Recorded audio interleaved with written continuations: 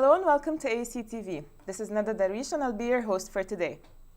Many AUCians start their own business after graduation so that they would dedicate their full time to it. But some lucky ones find their passion at an early age and try to launch their business while attending university as well. Would you delay your dream until you graduate, or would you initiate it and sacrifice university? Joining us in the studio is Amy Ismail, a senior journalism student who decided to break the rule and balance the equation by opening her bakery during university years. Hi, Amy. Hi, Nada. How are you? I'm good. So, Amy, you're a full-time senior in the university, yes. And you have your own bakery that you started a couple of years ago. Mm-hmm. Can you tell me, how did you start your business? Actually, it was very challenging for me to start the business itself, because after high school, I traveled to Miami to take a course, and then I started my business while taking 3 to 4 courses at university to be able to balance between work and uni, as well as training as a professional horseback rider. So I didn't really put full time in the beginning for university, but 4 courses were the maximum I took. So this is how I started. Okay, so it was hard for you to start as a student, but like it started and it succeeded at the end? Yes, okay, we can say that. Okay, so can you tell me, how did you get inspired to start your business? How did it come to Actually, since I was young, I really loved playing in the kitchen and playing baking and stuff until high school also. All of my group or my classmates relied on the bake sales and of my baking to make money for the prom. So this is where I found like the passion, and that everyone says, oh my God, they're amazing and stuff. So I started baking for family and friends and gatherings until I learned a lot about it. So it came from since you were a child? Yeah. That's a long time ago. Yes. Okay, so to become that interested in baking, you must have had a role model. Mm-hmm. So can you tell me, who's your role model? Actually, it's quite weird. My role model is my mom. She's not into baking or anything, but the way I see how passionate she is about her job, she works in the fashion industry, the creativity, how she put things together and stuff like that is quite similar to what I do, but it's in different fields. So like, I'm inspired by how dedicated and creative and how she does things in her job. I understand. Yeah. Okay, so don't you think that starting your own business in a young age is risky? Of course it is. Can you tell me how risky it was? I had my own downfalls myself, of course. I lost a lot of stuff, lost a lot of money, stuff got stolen from my workshop, and it was just all lack of experience. So by time I learned how to keep track of everything, because it's not just only about being a baker, like making a beautiful cake or a candy table or setup. It's like there is a whole lot going on in the backstage. Much more than that, of course. Of course. So this is what we see in like that's what appears in the outside, but like in the inside there is a lot of chaos going on. Yes. I understand that. Okay, so we have an interview with Dr. Hakim Mishri. He's a professor here in AUC. He's an entrepreneurship professor. He discussed the right age to start your own business. So we're going to watch it and then Okay. There is no specific age. Actually, research has proved that the average age for starting was 40-something years. So it's a wrong myth that people are bound to start their own business at the age of 20. There is no specific age. It's just whenever you feel that there is a gap that you can fill, whenever you have enough passion, whenever you have enough funding, then you will be able to pursue your idea.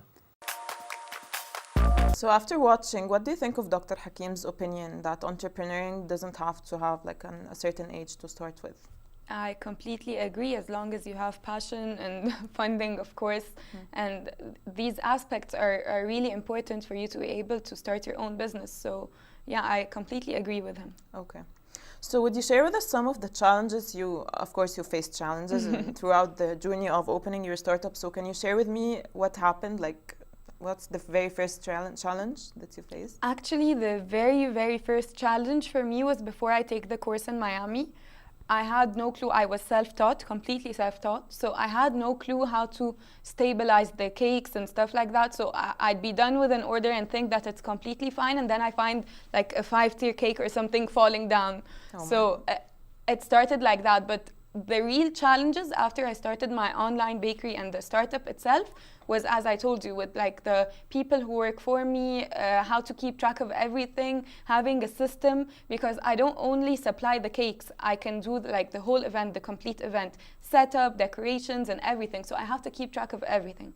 And I myself am not really organized. So that was my main challenge. Yeah, it was my main challenge, being organized. But like, did you overcome those challenges by time or by experience in your business? Kind of, we can say by experience, yeah, because like I found out ways that I can use to help me avoid these problems, but still working on it. Okay.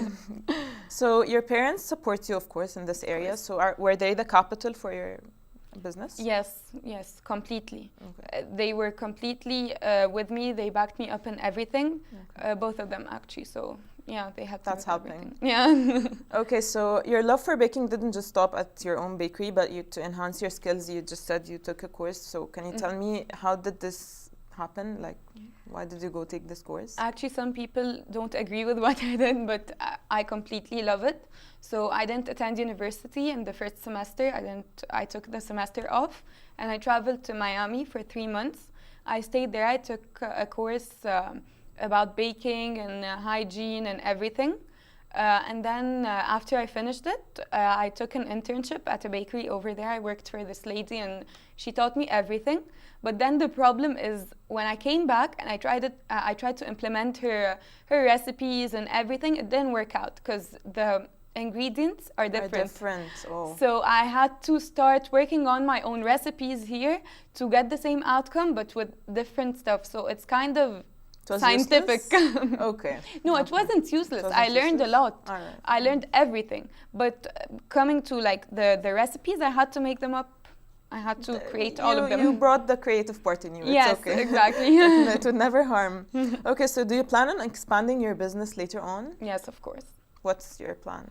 Well, actually, I've been planning to open like several kiosks or booths in several malls and places for people with high traffic, of course, and not just only be like the online bakery supplying for events and stuff. No, I want like the mass production. Okay, so you're planning to make people know you more? Yes, of course. So speaking of people knowing you, do you advertise for your bakery, or like how do you make people know you?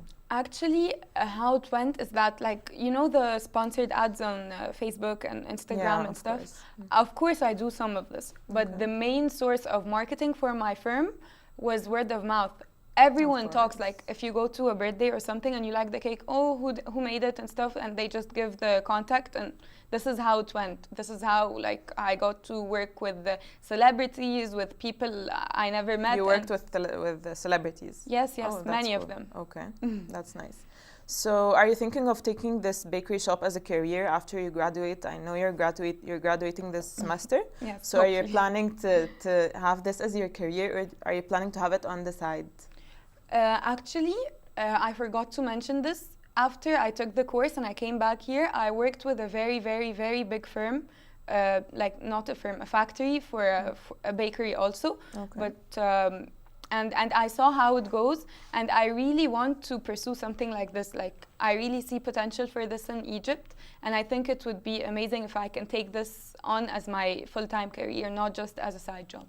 So it's fine for you to just carry on with this hobby, if I may call it, and maybe you can go back to your career later on after you're focused on this hobby? Yeah, I think I'll just focus on this for good. I won't shift careers. I'll focus on baking and opening a factory like the one I worked with. Okay. So as a young entrepreneur, now I'm considering you a young entrepreneur. So what's your advice to people who are thinking of doing the same thing as you did, following their passion? Yeah, I think you should just follow your dreams, because like it started with a batch of cupcakes, literally a batch of brownies and a batch of cookies, and now it evolved from being just that I took a course and then I started working, and this is how it went. And everyone should do that. Like, if you like something, just do it. Because some people just get scared of like the risk of fundings, of wasting time, energy, effort. This is all like factors that people I honestly think if I graduate from journalism, for example, and I work somewhere, and then I'm not happy, I'm not doing what I love, that's what I'm afraid of, not doing something and having some downfalls or failing for a while, and then getting more, working more on it. So I think that's the bad side, not this one. So you would always regret not doing the thing you're passionate about? Yeah, I think it's a part of my personality. Like, if I wouldn't have done this, I wouldn't have been myself, you know? Like, it's me. Yeah, I get you. So thanks a lot, Amy, for joining us today. It was such an inspiring interview. Thank you, Nada. It was my pleasure. Thank you. So Amy Ismail is an example for an enthusiastic and ambitious student who has a dream and had to accomplish it. You're not young, and if you have an idea, you have to do it and take the first step. Thank you for joining me today.